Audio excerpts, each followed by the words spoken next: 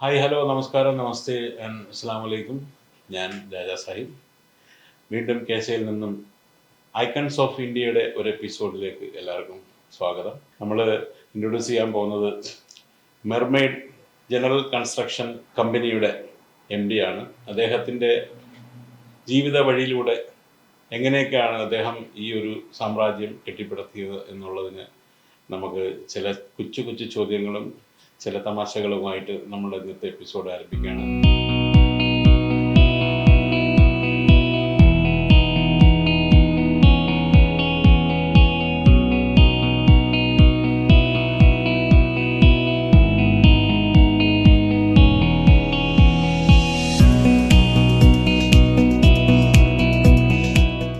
ഇദ്ദേഹമാണ് ദിനകരൻ.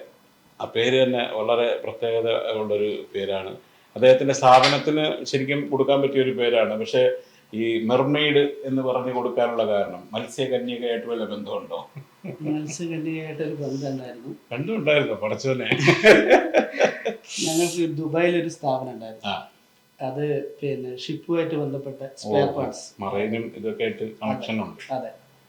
അങ്ങനെ അത് പകുതി വെച്ച് ഞങ്ങൾ സ്റ്റോപ്പ് ചെയ്യേണ്ടി വന്നു ചില കാരണങ്ങൾ കൊണ്ട്. അതിനെ വീണ്ടും ഒന്ന് ലിഫ്റ്റ് ചെയ്ത് എനിക്ക് സൗദി അറേബ്യയിൽ എത്തിക്കണം. ഞങ്ങളുടെ പണ്ടത്തെ സാമ്രാജ്യം സൗദി അറേബ്യ ഉണ്ടായിരുന്നു. അതിൻ്റെ ഇടക്കാണ് ഞങ്ങളൊന്ന് ദുബായിലേക്കൊന്ന് മൈഗ്രേറ്റ് ചെയ്തത്.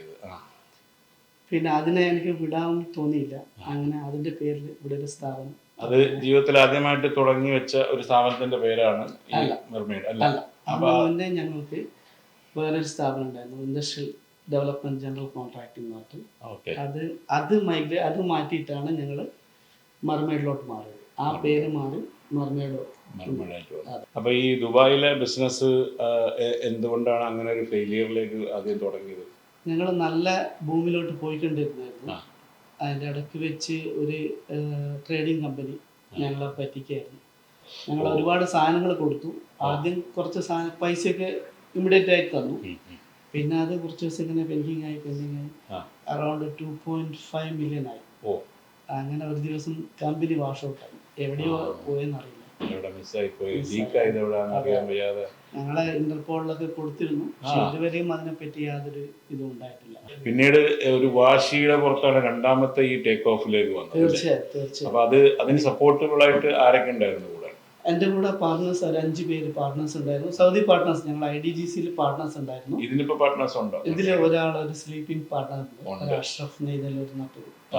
ദിനകരന്റെ പ്രത്യേകത എന്ന് പറയുന്നത് പലപ്പോഴും തൊഴിലാളികളോട് വളരെ ഫ്രണ്ട്ലി ആയിട്ട് പെരുമാറുകയും ഏതൊരു കാര്യത്തിനും അതിൻ്റെ ഒരു ടൈമിങ് കഴിയുന്നതിന് മുൻപ്, വിയർപ്പ് പറ്റുന്നതിന് മുൻപ് തന്നെ എല്ലാം പൈസയും കൊടുത്ത് തീർത്ത് അവരുമായിട്ടുള്ള ഒരു ബന്ധം സ്ട്രോങ് ആയിട്ട് അങ്ങനെ സ്റ്റേബിൾ ആയിട്ട് നിർത്തണമെന്ന് ആഗ്രഹിക്കുന്ന കമ്പനിയുടെ പില്ലേഴ്സ് എന്ന് പറയുന്ന അവരാണ് എൻ്റെ വർക്കേഴ്സാണ്. എൻ്റെ കൂടെ നിൽക്കുന്ന ഓഫീസ് സ്റ്റാഫ്, അവരൊക്കെയാണ് എൻ്റെ പില്ലേഴ്സ്. ഇതുവരെയും അവരുടെ കൂടെ തന്നെയുണ്ട്. ഇതുവരെ എന്നെ വിട്ടുപോയിട്ടില്ല. ഞാൻ അവരുടെ ഇടയിൽ ഒരു ബോസ് ആയിട്ടല്ല, അവരുടെ കൂടെ നിൽക്കുന്ന ഒരു ഫ്രണ്ട്ലി ആയിട്ടാണ് ഞാൻ. അങ്ങനെ ഫേസ് ഉള്ള ആൾക്കാർക്ക് എപ്പോഴും ജീവിതകാലത്തിൽ ഒരുപാട് കാലം മുന്നോട്ട് പോകാൻ സാധ്യമാവുന്നുള്ളതാണ്. അപ്പോൾ ആ ഒരു തിയറി എപ്പോഴും എല്ലാ ബിസിനസ്സുകാരുടെയും മൈൻഡിൽ വെക്കേണ്ട ഒരു കാര്യമാണ്. അപ്പോൾ തീർച്ചയായും പിന്നെ ലൈഫിൽ ഇപ്പം ഈ ഒരു തുടക്കം എങ്ങനെയായിരുന്നു? നമ്മൾ ഈ ഒരു കൺസ്ട്രക്ഷൻ ഫീൽഡ് തന്നെയായിരുന്നോ അതോ ഇതിനു മുമ്പ് എന്തായിരുന്നു നമ്മുടെ പഠിത്തവും കാര്യങ്ങളും ഒക്കെ എവിടെ നിന്നായിരുന്നു സ്റ്റാർട്ട്? ഞാൻ നാട്ടിൽ നിന്ന് തന്നെയാണ് പഠിച്ചത്. ഇതൊക്കെ ഇവിടെ ഒരു ടെക്നിക്കൽ വർക്കിലാണ് ഞാൻ പെട്ടത്. അവിടെ വന്നു ഒരു 16 വർഷം അവിടെ ജോലി ചെയ്തു. അത് കഴിഞ്ഞു ഞാൻ കമ്പനിയുടെ ഫോർമാനായി, പിന്നെ സേഫ്റ്റി ഓഫീസറായി, സേഫ്റ്റി മാനേജറായി. അങ്ങനെയാണ് ഞാൻ ഇറങ്ങുന്നതായിരുന്നു. പിന്നെ അതിൻ്റെ ഇടയ്ക്ക് തന്നെ ഞാനൊരു കമ്പനിയുടെ ഞങ്ങളൊരു 5 പേര് കൂടി ഒരു കമ്പനി സ്റ്റാർട്ട് ചെയ്തു. അതാണ് IDGC എന്ന് പറയുന്നത്. അങ്ങനെ ഞാൻ നാട്ടിൽ പോയി തിരിച്ച് അതിലേക്ക് വന്നു. പിന്നെ അതിൻ്റെ ഇടയ്ക്ക് ഞങ്ങളുടെ ഇത് വെച്ചാണ് ഞങ്ങൾ ദുബായിലൊരു സ്ഥാപനം ഞാൻ പറഞ്ഞത്, മെർമെയ്ഡ്. ഈ മെർമെയ്ഡ് ഇപ്പം ആക്ച്വലി ഒരെണ്ണം മാത്രമാണോ അതോ കുറെ? ഇപ്പോൾ ഒരെണ്ണം കൂടെ ഞങ്ങൾ സ്റ്റാർട്ട് ചെയ്തു, ട്രേഡിംഗ് കൂടെ സ്റ്റാർട്ട് ചെയ്തു. അത് ഈ 30 വർഷം തികയുന്നതിന്റെ കൂട്ടത്തിൽ തന്നെ 30 വർഷം ആകുമ്പോഴേക്കും എനിക്ക് എന്തെങ്കിലും ഒരു തുവൽ ഇതിന്റെ കൂടെ കൂട്ടണം. അതിന്റെ അങ്ങനെയാണ് ഞാൻ അതിന്റെ പ്രയത്നത്തിലായിരുന്നു. എനിക്കത് എല്ലാം കിട്ടി. ഞാൻ അതിന്റെ പ്രാരംഭ ഇതിലാണ് ഇപ്പോൾ. എന്തായാലും ഒരു ഗ്രേറ്റ് സക്സസ് ആവട്ടെ എന്ന് ഞാൻ അഡ്വാൻസ് ആയിട്ട് ആശംസിക്കുന്നു. തീർച്ചയായും ദീർഘവീക്ഷണമുള്ള ആൾക്കാർക്ക് അത്തരം കാര്യങ്ങൾ എപ്പോഴും അച്ചീവ് ചെയ്ത് മുന്നോട്ട് കൊണ്ടുപോകാൻ സാധിക്കും. അത് കോൺഫിഡൻസ് ലെവൽ തന്നെയാണ്. ഇപ്പം നമുക്ക് ഫാമിലിയെ കുറിച്ച് പറയാം. ഇപ്പം നമ്മൾ ബിസിനസ്സിൻ്റെ ഒരു ഈ കാലഘട്ടത്തിൽ ഇപ്പം ഈ 30 വർഷം തികയുന്നതിനിടയ്ക്ക് ഏതൊക്കെ മേഖലകളിലൂടെ കടന്നു പോയിട്ടുണ്ട് ജീവിതത്തിന്റെ പ്രാരാബ്ദങ്ങളുടെ, മറ്റേ ദിലീപിന്റെ പ്രാരാബ്ദം പറയുന്ന പോലെ ജീവിതത്തിൽ ഏതൊക്കെ പിന്നെ ഫേസ് ചെയ്യേണ്ട ചില ക്രിട്ടിക്കൽ സ്റ്റേജുകൾ ഒന്ന് നേരത്തെ പറഞ്ഞ ബിസിനസ്സിനകത്ത് ഉണ്ടായ ഒരു സംഭവം. പിന്നീട് നമ്മൾ അടുത്തടുത്ത സ്റ്റെപ്പിൽ കൂടെ നമ്മൾ ആ വാശിപ്പുറത്ത് തിരിച്ചു പിടിക്കാൻ ശ്രമിച്ച് നമ്മൾ സാറ്റിസ്ഫൈഡ് ആയിട്ട് പോകുന്ന ഒരു ബിസിനസ് മാൻ ആണല്ലോ. തീർച്ചയായും. അപ്പം അതിനകത്ത് നമ്മൾ ഒരു എന്താ പറയുക, നമ്മുടെ സ്ട്രഗിളിന്റെ ഒരു അച്ചീവ്മെന്റിന്റെ ഒരു ഒരു വിയർപ്പ് തുള്ളികളുടെ ഒരു ഇതുണ്ടാവുമല്ലോ. തീർച്ചയായിട്ടും. അത് നമ്മുടെ പാരമ്പര്യത്തിൽ മക്കൾ എന്തൊക്കെയാണ് ഇതിനകത്തേക്ക് കുട്ടികളെ ഇതിനകത്ത് കൊണ്ടുവന്നത്? ചെറിയ മക്കളാണ്. ഒരു മോന് SSLC ആയിട്ടേ ഉള്ളൂ. മറ്റൊരു ട്വിൻസ് ആണ്, 2 കുട്ടികൾ. പെൺകുട്ടികളാണ്. പെൺകുട്ടികളും ഒരാൺകുട്ടി. 3 മക്കളുണ്ട്. 3 മക്കൾ. പിന്നെ എല്ലാ പ്രതിസന്ധി ഘട്ടങ്ങളിൽ അവരുടെ കൂടെ ഉണ്ട്. മക്കളുണ്ട്, ഭാര്യയും കുട്ടികളും. സഹോദരങ്ങളൊക്കെ? സഹോദരൻ ഒരു ചേട്ടനാണ്. ചേട്ടൻ ഇലക്ട്രിസിറ്റി ബോർഡിലായിരുന്നു. അവിടുന്ന് ഇപ്പോൾ റിട്ടയർഡ് ആയിട്ട് നാട്ടിലുണ്ട്. ചേട്ടൻ 2 കുട്ടികൾ, പിന്നെ 3 പെങ്ങന്മാരാണ്. അവരുടെ 2 പെങ്ങന്മാർ കുട്ടികൾ ഇവിടെ ഉണ്ടായിരുന്നു. ഒരാളിപ്പം സ്വന്തം ബിസിനസ്സായിട്ട് മാറി, മറ്റാണ് എൻ്റെ കൂടെ ഉണ്ട്. ഈ ബ്രദർ എന്ന് പറഞ്ഞാൽ അനിയന്മാരാണോ ചേട്ടന്മാരാണോ എങ്ങനെയാണ്? അല്ല, എൻ്റെ ബ്രദർ എൻ്റെ ചേട്ടനാണ്. നമ്മുടെ ജീവിതത്തിൽ പലതും നമുക്ക് മനസ്സിൽ വേദനിപ്പിക്കുകയും സന്തോഷിപ്പിക്കുകയും ചെയ്യുന്ന മൊമെന്റ്സുകളുണ്ട്. ഇമോഷണലി കണക്ട് ചെയ്യുന്ന രീതിയിലുള്ള എന്തെങ്കിലും സംഭവ വികാസങ്ങൾ ദിനകരന്റെ ജീവിതത്തിൽ ഉണ്ടായിരുന്നു. എന്തായിരുന്നു? എൻ്റെ സൗദി ജീവിതത്തിൽ എനിക്ക് കിട്ടിയ ഒരു നഷ്ടം എന്ന് വെച്ചാൽ വലിയൊരു നഷ്ടമാണ്. എൻ്റെ അമ്മയുടെ മരണമായിരുന്നു. ഞാനിവിടെ വന്നു. ഞാൻ വെക്കേഷൻ പോവാൻ 1 മാസം ഇരിക്കുകയാണ് അമ്മ പെട്ടെന്ന് മരണപ്പെട്ടത്. എനിക്ക് ഇവിടുന്ന് ആ സമയത്ത് എനിക്ക് വെക്കേഷൻ തന്നില്ല. കാരണം കമ്പനിയുടെ വർക്കും ഇതൊക്കെ ഏതായതുകൊണ്ട് അവർ തന്നില്ല. അങ്ങനെ അമ്മേനെ കാണാൻ പറ്റാതെ ഒരു വലിയൊരു ഇതായിരുന്നു ജീവിതത്തിലെ ഏറ്റവും വലിയൊരു ഇതാണ്. പക്ഷെ ഇപ്പൊ ഞാൻ ഈ കമ്പനി സ്റ്റാർട്ട് ചെയ്തപ്പോഴും ഞാൻ പറയുന്നത് ഏതെങ്കിലും ഒരു പേരൻസ് ആണ് നമ്മളെ എല്ലാം. അപ്പൊ പേരൻസിന് എന്തെങ്കിലും പറഞ്ഞതിന് ഉടനെ ഇവിടുന്ന് ആൾക്കാർ ആ നിമിഷം ഞാൻ അത് കൊടുക്കണം. അതാണ് എൻ്റെ ഏറ്റവും വലിയൊരു എയിം. എന്ന് വെച്ചാൽ അവർക്കില്ലാതെ നമുക്ക് എന്താണ്? അവർക്കും അവർ സാറ്റിസ്ഫൈഡ് ആണെങ്കിൽ മാത്രമല്ലേ അടുത്ത ഇതിലേക്ക് പോകാൻ പറ്റുള്ളൂ. തലമുറകൾക്ക് ഇത് പഠിപ്പിച്ചു കൊടുക്കണമെന്ന് ആഗ്രഹമുണ്ടോ? അത് ഇപ്പോഴത്തെ സ്ഥിതിയിൽ നമ്മളെ സൗദി ഗവൺമെന്റ് എല്ലാത്തിനും വളരെ സപ്പോർട്ടീവാണ്. പ്രത്യേകിച്ച് ബിസിനസ് കാര്യങ്ങളിൽ റെസ്ട്രിക്ഷൻസ് ഉണ്ടായിരുന്നു, ഇപ്പോൾ ഒരുപാട് ഓപ്പൺ ചെയ്തു. പിന്നെ എല്ലാം ദൈവത്തിന്റെ ഇതുപോലെ നടക്കട്ടെ. പുതുതായിട്ട് ഒരാളിപ്പം ഈ ഗൾഫ് കൺട്രിയിലൊക്കെ വരുന്നു, തുച്ഛമായ ശമ്പളമായിരുന്നു. ആ ശമ്പളം കുറവാണെന്ന് പറഞ്ഞിട്ട് വിട്ടേച്ച് പോകുന്ന ഒരുപാട് പേരുണ്ട്. പക്ഷെ കഷ്ടപ്പെട്ട് കഴിഞ്ഞാൽ തീർച്ചയായും നമുക്ക് എന്തെങ്കിലും എവിടെ നിന്ന് ഉണ്ടാക്കാൻ. ഇതൊരു സത്യത്തിന്റെ മണ്ണാണ് സൗദി അറേബ്യ എന്ന് പറയുന്നത്. സത്യത്തിന്റെ മണ്ണാണ്. തീർച്ചയായും നമ്മൾ സത്യസന്ധമായും ഹാർഡ് വർക്കും ചെയ്ത് അവിടെ നന്നായിട്ട് അധ്വാനിച്ച് ജീവിച്ച് തീർച്ചയായും ആസ്വദിക്കാനും പറ്റും എന്നുള്ളതാണ്. തീർച്ചയായും നിലനിന്ന് കൊണ്ടുപോകാൻ പറ്റും.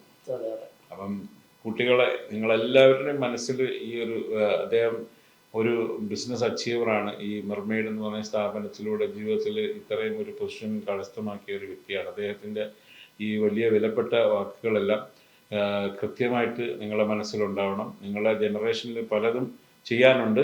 നമുക്കിനി ഗവൺമെൻറ്, നമ്മുടെ ഇവിടുത്തെ അറബ് KSA ഗവൺമെൻറ്റിൻ്റെ ഭാഗത്ത് നിങ്ങളുടെ ബിസിനസ്സുകാർക്ക് കിട്ടുന്ന ഏറ്റവും ഇതായിട്ടുള്ള അച്ചീവ്മെൻറ്റ്സുകൾ എന്താണ്? നിങ്ങളുടെ സപ്പോർട്ടുകൾ? ഇതുവരെ ഞങ്ങൾ പിന്നെ ഒരു സൗദിയുടെ കീഴിലായിരുന്നു ജോലി ചെയ്തത്. എല്ലാവർക്കും ബിസിനസ് ഓപ്പർച്യൂണിറ്റി നിങ്ങളുടെ സ്വന്തം പേരിൽ ബിസിനസ് ചെയ്തു എന്നിട്ടൊരു ഓഫർ തന്നു. അപ്പോൾ ഇവിടുത്തെ ഗവൺമെന്റ് അർബാബുകള് നല്ല നേരത്തെ ഞാൻ ചോദിക്കുന്നത് ഈ ഓരോ പിന്നെ കഫീലിന്റെ കീഴിലാണ്, അതിപ്പോ മാറിയോ? അങ്ങനെ സ്വാതന്ത്ര്യമായിട്ട് ബിസിനസ് സ്വന്തമായിട്ട് ബിസിനസ് ചെയ്യാം. നമുക്ക് ഇഷ്ടമുള്ള പേരിടാം.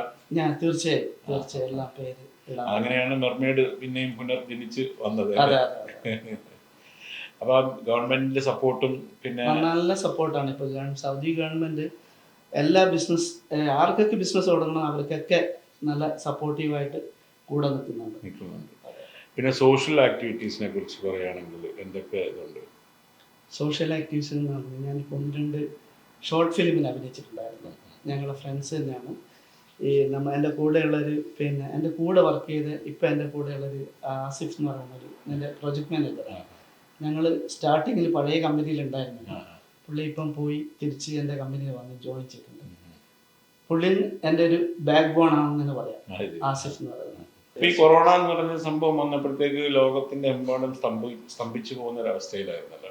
അപ്പൊ നമ്മൾ അതിന്റെ ഒരു ഇറക്കവും മറ്റു കയറ്റവും ഒക്കെ എങ്ങനെ ഏത് രീതിയിലാണ് നമ്മൾ അതിജീവിച്ചത്? തീർച്ചയായും ഞങ്ങളും അതിന്റെ ഒരു ഇരകളായിരുന്നു. പക്ഷെങ്കിൽ ഞങ്ങൾക്ക് ഒരു സ്റ്റാഫിന് പോലും ശമ്പളം കൊടുക്കാതെയോ ഇല്ലെങ്കിൽ ഒന്നും കൊടുക്കാതെ എല്ലാം ആ സമയത്ത് ദൈവം നമുക്കത് കൃത്യമായിട്ട് കൊടുക്കാനും അവരെ സാറ്റിസ്ഫൈ ചെയ്യിക്കാനും പറ്റുന്നതാണ് എൻ്റെ ഏറ്റവും വലിയ സാറ്റിസ്ഫാക്ഷൻ. നമ്മളപ്പോഴും ഈ പറഞ്ഞ പോലെ ഈ ഗവൺമെന്റും ഒക്കെ നമുക്ക് അത്രയും സപ്പോർട്ടബിൾ ആയിട്ട് നമുക്കും എല്ലാ രീതിയിലും അവര് നമ്മളെ ഹെൽപ്പ് ചെയ്തിട്ടുണ്ട്. ആരോടാണ് ഏറ്റവും കൂടുതൽ നമ്മൾ സ്മരണ, നന്ദി, അല്ലെങ്കിൽ അങ്ങനെ ഒരു നമ്മൾ ഈ രാജ്യത്തോടാണോ അല്ലെങ്കിൽ ഈ അച്ചീവ്മെന്റിന്റെ പിന്നെ നമുക്ക് ഒരാളോടൊരു ഇതുണ്ടാവുമല്ലോ, ഒരു കടപ്പാട്. ഈ രാജ്യത്തോട് തീർച്ചയായും ഒരു കടപ്പാടാണ്. കാരണം ഞാൻ പറഞ്ഞില്ല, ഇത് സത്യത്തിന്റെ ഒരു മണ്ണാണ്. നേരത്തെ പറഞ്ഞു തീർച്ചയായും അത് അങ്ങനെ ഈ മണ്ണിനോടൊരു കടപ്പാടാണ്. പിന്നെ കടപ്പാട് എന്ന് പറഞ്ഞാൽ എൻ്റെ കൂടെ വർക്ക് ചെയ്യുന്ന വർക്കേഴ്സ്, പിന്നെ എൻ്റെ ഇതുവരെ ഉണ്ടായിരുന്ന എൻ്റെ പാർട്ട്നേഴ്സ്, എല്ലാവരും നമ്മളെ ഉയർച്ചയ്ക്ക് വേണ്ടി നമ്മളെ കൂടെ നിന്ന ആൾക്കാർ. അവരൊരിക്കലും മറക്കാൻ പറ്റില്ല.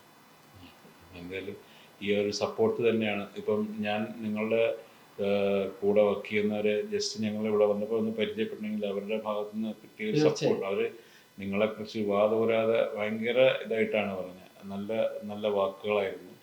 അതുപോലെ തൊഴിലാളികളെ കുറിച്ച് എന്താണ് ഒരു നല്ല വാക്കുകൾ പറയാൻ? തൊഴിലാളികളും ഇതുപോലെ ഇവിടെ വന്ന് ഞാൻ പല ആൾക്കാരെയും പോയെടുത്തിട്ടുണ്ട്, അല്ലാതെ വന്നവരുണ്ട്. തൊഴിലാളിയായിട്ടല്ലേ തുടങ്ങിയത്? അതെ, തീർച്ചയായും. അപ്പൊ ആ ഒരു ഫീഡ്ബാക്ക് നമ്മുടെ മനസ്സിൽ ഇവരെയൊക്കെ കാണുമ്പോൾ പണ്ടത്തെ ഞാൻ എന്നുള്ളൊരു ഓർമ്മ ബേസിൽ കിടക്കും. അതെ, ഞാൻ എപ്പോഴും അവരോട് പറയുന്നതാണ് ഹാർഡ് വർക്ക്. എനിക്കിപ്പോൾ എന്ത് ജോലിയും ചെയ്യാൻ എനിക്കൊരു മടിയില്ല. ഞാൻ എന്ത് ജോലിയും ചെയ്യും. ഞാൻ ഒരു മാനേജറായിട്ട് അങ്ങനെ ഇരിക്കുക, ഇവരുടെ കൂടെ തന്നെ എല്ലാ കാര്യത്തിലും. ചില സമയം എന്തെങ്കിലും ഹെൽപ്പ് ചെയ്യണമെങ്കിൽ ഞാൻ ചെയ്യും. അങ്ങനെ അവരെ കൂടെ നിന്നിട്ട് ചെയ്യുന്നതുകൊണ്ട് അവർക്കും ആ ഒരു ഇതില്ല ഞാനൊരു മാനേജറാണെന്നോ. പക്ഷെ ആ സമയത്ത് പറയേണ്ട കാര്യങ്ങളും ഇതൊക്കെ പറയും. പക്ഷെ അവരെ കൂടെ നിന്നും പിന്നെ ഈ വന്ന വർക്കേഴ്സ് ആയാലും അവരെ ആ ടൈം നോക്കാതെ വർക്ക് ചെയ്യും. ഇവരൊക്കെ 7 മണി 8 മണി 9 മണി വരെയൊക്കെ ഓഫീസിലുണ്ടാവും. ഞാനിവിടെ ഉണ്ടെങ്കിൽ അവരും ഉണ്ടാവും, ഞാൻ ഇല്ലെങ്കിലും അവർ വന്ന് വർക്ക് ചെയ്യും. അതാണ് എന്തൊക്കെ ജോബുണ്ട് അവർ തീർത്തിട്ടേ പോകും. അതാണ് കമ്മിറ്റ്മെന്റ്.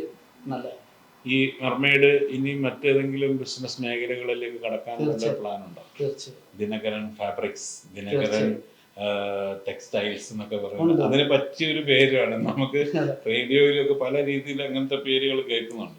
അപ്പം അതുപോലെ ഇനി ഒരുപാട് പുതിയ പുതിയ മേഖലകളിൽ കടന്ന് ഒരുപാട് വലിയ വലിയ സാമ്രാജ്യങ്ങൾ പിടിച്ച് എന്താ പറയുക, ഒരുപാട് പേർക്ക് ജോലി കൊടുക്കാനും നല്ല നല്ല സ്നേഹമുള്ള ജോലിക്കാരെ സാമ്രാജ്യം പിടിച്ചു പറ്റുക എന്നുള്ളതല്ല, ഒരുപാട് കുടുംബങ്ങൾക്ക് ജോലി കൊടുക്കുക, അവർക്ക് എന്തെങ്കിലും ഒരു സഹായം, അത്രയും മാത്രം ഉദ്ദേശിക്കുന്നു. ഇപ്പം ഈ കൺസ്ട്രക്ഷൻ എന്ന് പറയുമ്പോഴത്തേക്ക് സൗദിയിലൊക്കെ ഒരുപാട് ഈ ഒരു ലിമിറ്റേഷൻ ഉണ്ടോ? നമ്മൾ ആകാശഗോപുരങ്ങൾ കെട്ടി ഉയർത്താൻ പറ്റുന്ന രീതിയിലുള്ള എത്രത്തോളം ബിൽഡിംഗ് കൺസ്ട്രക്ഷൻ എത്ര പൊക്കത്തിൽ ഉയർത്താൻ പറ്റില്ല?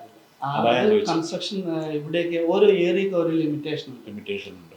അതനുസരിച്ച് ഞാനിപ്പം അങ്ങനെ ഈ ബിൽഡിംഗ് ഏരിയയിലല്ല, ഞാൻ ഓയിൽ ഫീൽഡ് അതിന്റെയൊക്കെ സബ് കോൺട്രാക്ട് അങ്ങനെ എടുത്താണ് ചെയ്യുന്നത്.